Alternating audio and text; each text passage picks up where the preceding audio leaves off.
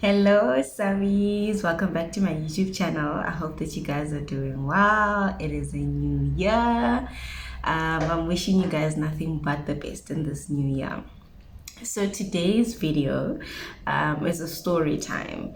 I'll be sharing with you guys my pregnancy journey, my birthing story as well, and how that went. And I think what makes me want to share it is because it was different in the sense that I didn't have the usual experience of going to the hospital and giving birth at the hospital, but rather it was at a birthing facility and with a midwife, and it was a water birth as well. So it's different in that way, and I obviously want to share my experience for parents who want to consider water birth and home birth. So I want to share my experience, and I'm hoping that one way or the other it can really help. And just to just share my story. So yeah, let's just get straight into it so that the introduction isn't too long. So basically, when I fell pregnant, I'll explain the story as though you don't know. So basically, I was engaged at the time. When we fell pregnant, I was working, and so because I started working, I had been kicked out of my parents' or father's medical aid. And so, because it can tell when you're old enough and also that you're working, so it means I need to get my own medical aid. So I was just like, no, man, this is my first job. Let me just live life. Let me enjoy my money. Nothing's going to happen to me where I'll have to go to the hospital or whatever. So obviously that was a bit irresponsible of me at that time. And so when we fell pregnant, then we obviously tried to get into a medical aid. But in South Africa, all the medical aids, regardless whether it's government or private, you cannot register to have a medical aid cover while you're pregnant. It's either you do it before and maybe the next month you fall pregnant, but not when you're pregnant, because I think maybe it's too much costs for them. And so it was some sort of dead end where we just like, okay, what next now? And I think for the both of us, we're both on the same page where we didn't want to consider a government hospital. And one of the also contributing factors to that was because of people's experiences.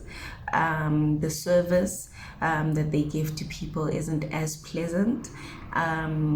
So yeah, I think we were just like, no, it's not for us. It's not worth taking that risk where you don't know if today they'll do their best and take care of you or what, and especially because it's our first pregnancy. And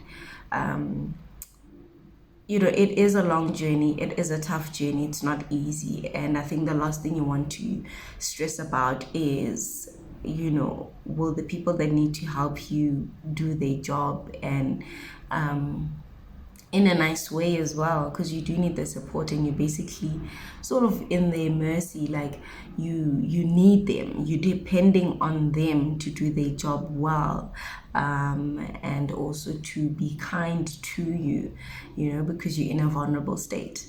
And so in that whole journey of us just doing our research and just trying to figure out how much is going to the hospital and having to pay, we need to also then consider that if you're going to a private hospital, you're not just going to give birth there, you're going to sleep there. So it's the sleeping, it's the food that they include in the package, as well as the possible C-section, because anything can happen. And so we were just like, you know what, let us try to not stress, but let us see what we can do and how much funds we can raise, in that space of maybe, let's say, 6 months, 7 months, 8 months, So then it just happened, I think, because, when you pray and you are intentional about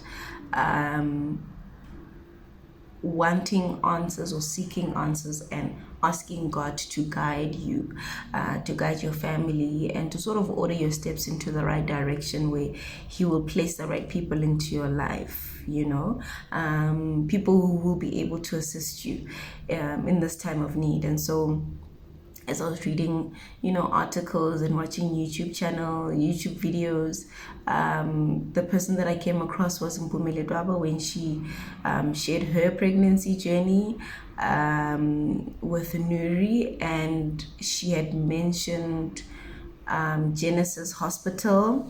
Obviously, for us, it's far because we live in Pretoria and it's in Johannesburg. And then I was also looking at Olwetule Shabani's Instagram, IGTV videos where she would talk about her pregnancy journey, especially because with the last one, it was a VBAC. She had 2 C-sections, and now she was planning to have a natural birth. And I don't know how it happened, but it happened, and God was able to sort of align us and lead us into finding Olwetule Shabani's midwife. I don't know how, but it's all God, to be honest with you. I know there's another lady as well who is well known. I remember she was being interviewed, and she shared her story as well, and she mentioned that there's a lady in Pretoria. So I don't know how, but I was able to find Yolandi, and she was absolutely amazing. From the checkups where you do your scans and everything, she was absolutely amazing. The service was great, and so we had to obviously then just raise those funds and save. I think the total cost was about 17,000, if not 18, which includes that whole birthing, laboring service, and so we saved towards it, and we were able to pay just before, I think it was before 36 weeks, because that is the requirement, and so then closer to the time, she advised us that we should go to the chiropractor, which will help us to make sure that not necessarily my spine, but everything is aligned by my hips as well. And when we went, my hips were like imbalanced, so like my one leg was shorter than the other, and it's just because of weight, and my back was also very tense. So she was able to give me a massage, and she was able to loosen those muscles and widen those hips as well, because the baby had descended and was facing down, so the baby was sort of ready, and this was closer to my due date. My due date was on the 17th of July. So basically then we went to the chiro, and after that I felt really, really great. My body wasn't as tense.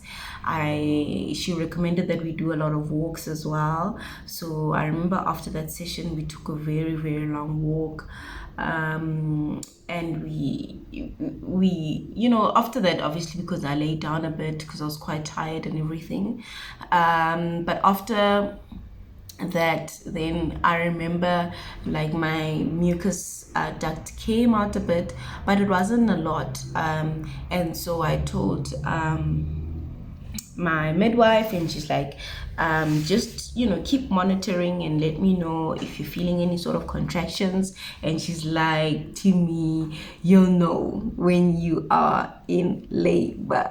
And yeah, it's true. You'll know. Obviously, when you haven't given birth before, you won't know what it's like. All right. Yes, you'll have the Brixton Hex, but it's not the same. It's not the same. Like it's a lot. The pains are a lot. Um, yeah, so 3 days after then it's my due date, which is the 17th, and she's like, okay, let us see. And she's like, okay, baby is there, let's just wait a bit, but come the next day, and if nothing happens overnight, then come the following day, which is the 18th, and we'll take it from there. So we came on the 18th at 12 o'clock. And then she did a sweep and stretch where she, I think, swept the membranes or whatever. It was an uncomfortable feeling, but I think at that time also I was just like, you know what, I want my baby to come, because I was already very tired. I was already on maternity leave as well.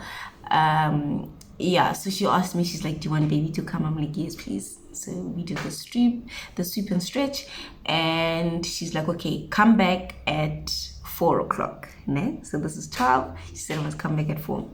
So we're at my mom's place in Silverton, which we are literally like 6 minutes away from Yolandi's birthing facility.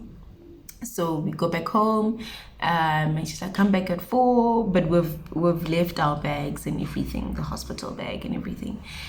As so we go back, and so before we even go back home, I'm like, oh, we forgot to buy the lavender oil, that we're going to put in the water. So let us go quickly to Clicks and go get. So before Clicks, there's another chemist. So we go there. Literally, we couldn't find the lavender oil. So we're like, okay, let's go to Clicks. That 5 minutes from Yolandi's place to the shopping center, to getting inside the shop and not getting what we wanted, I felt so uncomfortable. Like I felt very feverish. It was like, my periods are coming, but stronger than that. And I was like, you know what, I need to be home. I need to just be indoors. And so I asked my husband to take me home. He took me home, and then he went to the shops to get everything else that was not packed. So I went home. Then my mom's like, okay, let me make you a toast sandwich. She made me a toast sandwich. I laid on my bed, and as I was lying on my right side, it was like pins and needles on that side. I'm like, okay, let me move to the other side. I changed to the other side. The pain was weird, because I'm like, but why am I feeling pain when I'm trying to lay down? Because she did say, have a meal and rest. I'll see you at 4 o'clock. And she says, save your energy for later on tonight, because she told me you're gonna have the baby tonight. Cool. So I'm like, okay, this is not working out. So let me take these continental pillows and put them on the floor and just try to find a comfortable position. So I take the continental pillows. I try to lay down. It's not working out. I'm like, you know what, it's fine. So the chiropractor gave me a few exercises to do, especially when I'm going into labor. So I'd lay on my back, and I would put my legs up, but my feet against the wall and press into it. So that's what I did. I do that, and the pain would sort of subside, or I could bear the pain. But more than anything, I really wanted to rest, because they said I must rest, because obviously I don't know what I'm going into, so I'm like, you know what, I need to rest. They said I must rest and I need to eat. But the food was not appetizing at all. I remember I also vomited, and I had a runny tummy, which they said is quite normal. It's a great indication that baby's on their way. And then towards 4 o'clock, I asked my mom to put some hot water in the bathtub for me. So I got in and I got to relax a bit, because the pain was getting quite intense, and I was very uncomfortable because I couldn't eat. I was vomiting and I couldn't sit down, and if I did try to sort of put my bums against somewhere, it was like by the corner of the bed, and like on the floor, just so I can just have a grip, right? But it was very, very uncomfortable. So I took the bath, and after that, I'm like, okay, so we need to go back. This time is around 5 o'clock. 5 o'clock, so she calls and she's like, "Where are you guys?" We like, "No, we're on our way." So we get there. She's like, "Okay, you're almost there. So what I'm gonna need you to do is, keep walking, be active, and then come back at 10 o'clock." But she asked me, she's like, "Do you want to stay here? You can stay here because it is a nice room. It's like a little home, like, because there's a bed, there's a big bathtub, there's a kitchen, there's a couch, you can go outside and take walks. So I sort of had also the idea, a picture of how the experience could be like through Olotile Shabane's video. So, but I was like, you know what, I just want to be home because I was really uncomfortable, I was in a lot of pain. So we got back home, so because she said we must come back at 10 o'clock, and it's 5 o'clock, and the pain is quite intense, and I'm just like, you know what, I don't know how we're gonna make it until 10, but this is a lot. So we go back home, and my mom was like, okay, so my little sister was at school, and so when I came back at that time after that second appointment or checkup, my little sister was back, and my mom was like, "But you shouldn't have came back because you're going to traumatize your little sister." But I was just like, you know what, I just feel comfortable being at home. And so I couldn't walk around. I was too weak. I was in too much pain.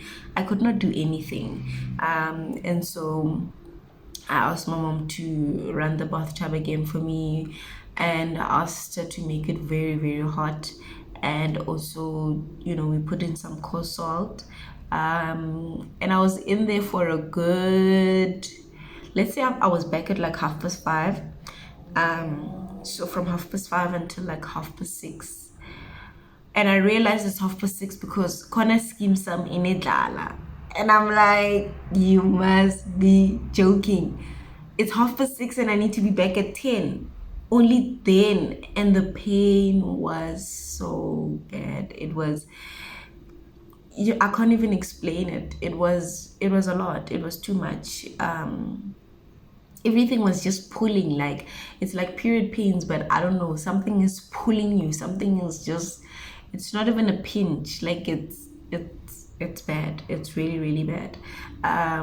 So I was in the bathtub, go to a scheme sam. I'm like, no guys, this cannot be my life. So I was then like in the water again for another 30 minutes. When it was around 7, I was like, I can't anymore. Can't we reverse this whole process or something?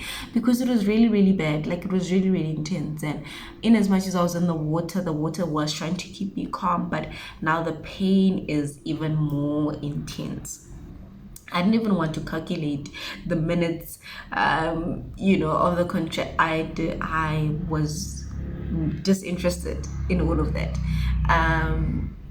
So then I'm like, you know what? I called my mom and my husband, and I said, listen, just call Yolandi.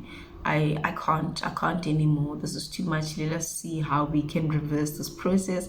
I'll start again tomorrow. Like literally that's where I was like, this is too much for me. And so they called her. I spoke to her. I'm like, Yolandi, this is a lot. I can't. She's like, okay, come. I'm like, okay, I'll be there at 7:30. Let me just get out of the bathtub and have a quick meal. So I asked my mom to make soft porridge. I got, even getting out of the bathtub was just insane. I got out. I didn't want to wet myself. I didn't want anybody to touch me. I got out and I wore my gown, and I put my bums, sort of against the edge of the bed. And my mom was feeding me the porridge. I only had like 2 big spoons. And I was just like, I can't swallow it. I don't have the energy to swallow. I just can't. It's too much for me. So in that whole process of me trying to get out of the bathtub, and me trying to find a comfortable position and eating, took about 30 minutes. And then it was around, yeah, almost 7:30, and we got into the car. I kid you not, it is so uncomfortable when you are feeling these contractions and you're in labor and you have to drive somewhere. It was so uncomfortable. It was so painful.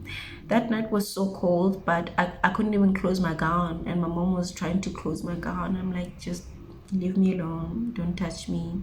It's fine if people are looking at me naked. I don't care. And we're walking down the stairs.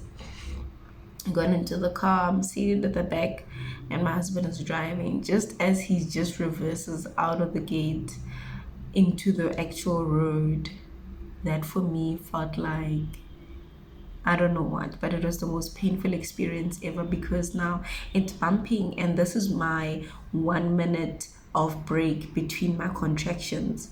So it was intense. It was extremely, extremely, extremely, extremely painful.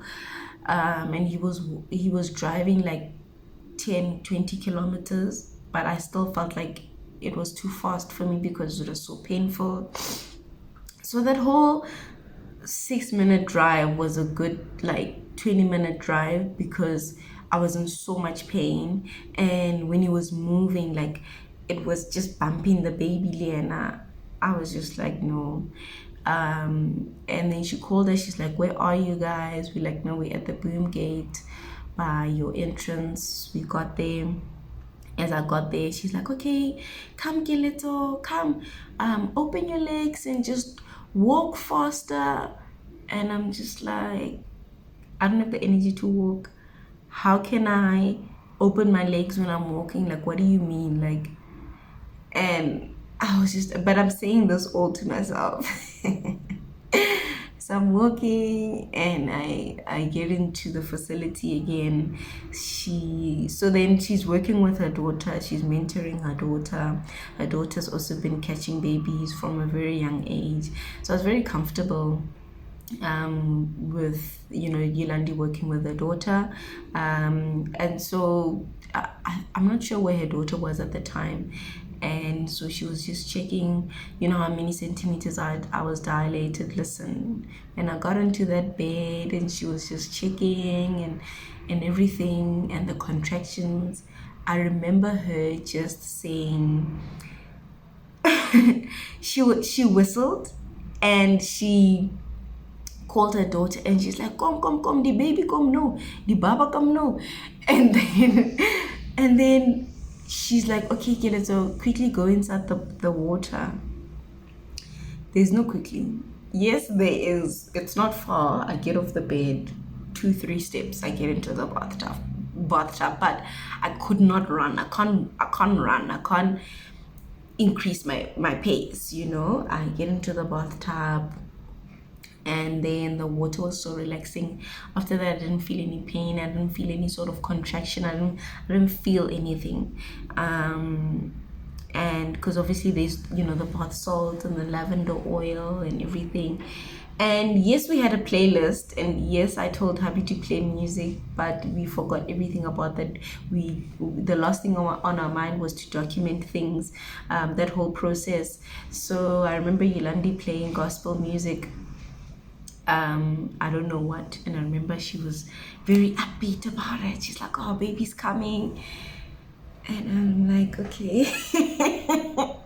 Okay, because I'm in a lot of pain. Okay, because I'm exhausted. Okay, because I'm just like, you know what, let it just be, let this baby come.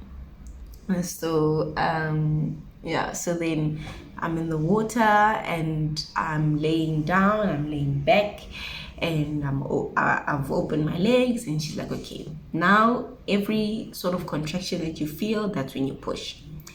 I pushed a few times, like 2-3 times. She's like, okay, this is not working. Let's change your position. So because I didn't know if that position doesn't work, what next, I was like, no, it's okay. Let's try it again. let me just try one last time. So at the time, my husband is right next to me, not in the bathtub, but next to me, sitting on a birthing ball, and he has the energy there, and so yeah, she's like, no, just turn around. So you're turning around like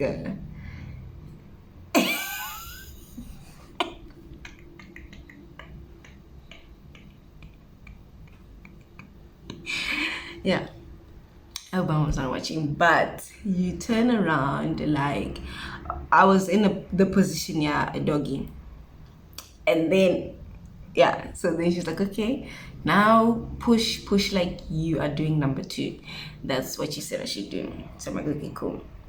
So every contraction that I felt, I pushed, like I literally pushed 3 or 4 times. And she's like, I can feel the baby's head. Do you want to feel it? I'm like, no, I do not want to feel the baby's head. And she's like, okay, no, baby's here. Oh, baby has so much hair.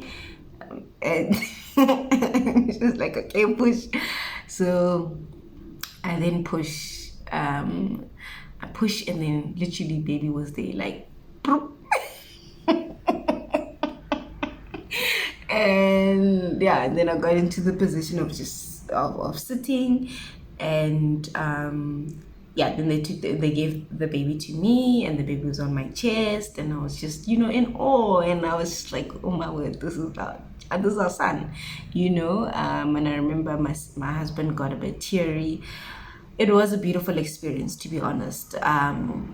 And the fact that my husband was right there by my side and cheering me on, and even when in the whole pushing process, when Yolanda was telling me to push and it didn't seem like I was pushing in the right way, my husband was encouraging me and giving me the energy to drink in between, because it is quite intense, it is quite exhausting. He was really, really great. He was it takes a lot for a man to stand by your side in that process, because they can see how much pain you're going through, and you also don't want them to see the explicit side of everything, right? But he was at the right position, and him being there gave me that sense of support, the support that I needed,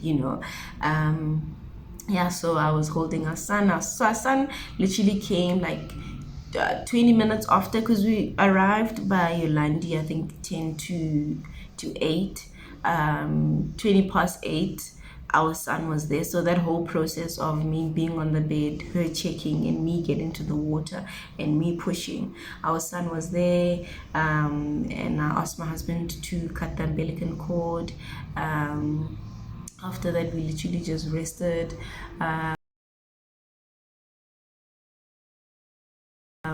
But I was also breastfeeding. I couldn't sleep. I know that a lot of people talk about, the tiredness that you sort of have like after giving birth. I was tired, but I was just in awe, and I just couldn't believe it. It felt very surreal that this is my son, this is our child, and I've actually given birth. So for me, that was a beautiful experience and a surreal sort of experience as well. But I'm truly grateful that everything went well, and I had the support that I had as well. So yeah, that was my birthing journey. I hope you guys enjoyed, and I hope that you guys can learn a thing or two.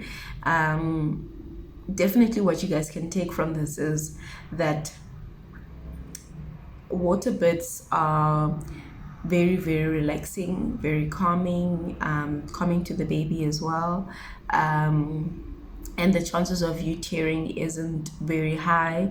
And water birth is also very relaxing. You feel at home, you're very comfortable, you don't feel like people are invading your space, or invading your private parts, but rather you feel safe. It was a beautiful experience, and the fact that my husband could also be there, for me, it meant a lot. So I'm truly grateful. But I hope that you guys enjoyed this video. I'm definitely going to do another video of my second labor process, which is very different. Not too different, but it was different. And there's a lot of things that I learned from my first pregnancy that I implemented into my second labor process. So I truly hope that you guys enjoyed this video. Thank you guys so much for watching until the end. I truly appreciate it. Please do share with all your pregnant mommies and all those who are planning to have children. You know, it's great to have a different perspective and to have your options open as well. You know, every person's birthing experience is different. I know that there's some people who plan to have water births and it just doesn't work out. But you know, trust in the process, trust in your body, trust in God, because He knows what's best for you, what's best for your body and your child as well. But I'm truly grateful for, you know, this opportunity that I was able to experience with my family.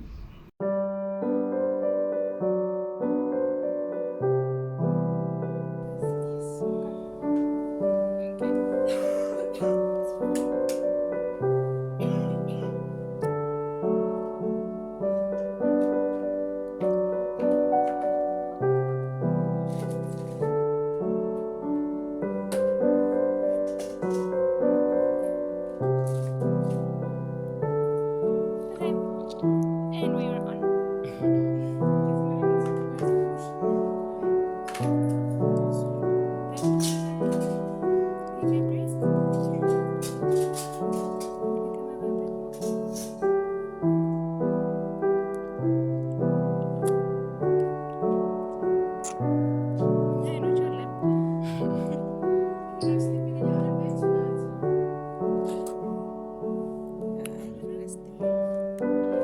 She says she'd like to rest a bit here. So yeah, thank you guys so much for watching. Love you guys.